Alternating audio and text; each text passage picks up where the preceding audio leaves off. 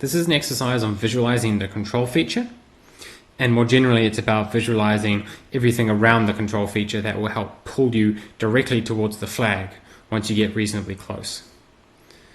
The way this exercise should work is with lots of controls. Close together is okay, so you can tick off more control circles. At the previous control, so number 2 in this case, you want to have a look at how you're going to do number 3, and in particular this area close to the control. Not only are you to list off the features that you can see close to the control, but you need to form a mental image of these features and how they relate to each other. I'll do a quick example of what things I would expect to be important for coming into number 3. You've of course got the distinctive tree that the control is placed on. You have this small water channel that leads into a larger stream. You've also got another tree, and you've got this marsh area with some rough open.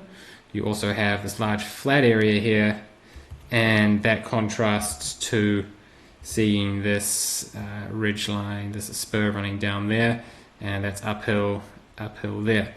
So there's a number of things that you can list off, but success in this exercise is about being able to visualize their proportions and the shapes and how they relate to each other.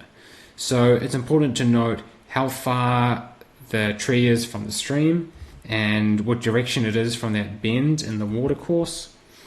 Also the size of this flat area here, and how that this flat area kind of gets there's a bit of a corner forming, bounded by the marsh and the water channel and the river. And it's important to note that there's 2 trees, and the distance they are, the direction they are in distance from each other, so that if you can see either tree first, you know where the other one's going to be, and forming a mental image of all this stuff, so that by the time you're coming down the hill here, getting close to the control, it feels like you're seeing it for the second time, because you've already formed a mental image of the shapes and the features and the proportions before you get there. And this will take time to be able to form this mental image, but it's really important to get this process working before you get into red level orienteering, because there the control flags will be placed specifically in a fair location, but a location that might not be visible from a distance. So it could be at the bottom of the cliff, where the cliff is facing the opposite direction to the approach direction of the runner, or it could be on the other side of a tree, on the other side of a boulder. And that information might be on the control descriptions, so it's important to check the control descriptions when forming the mental picture of these control circles.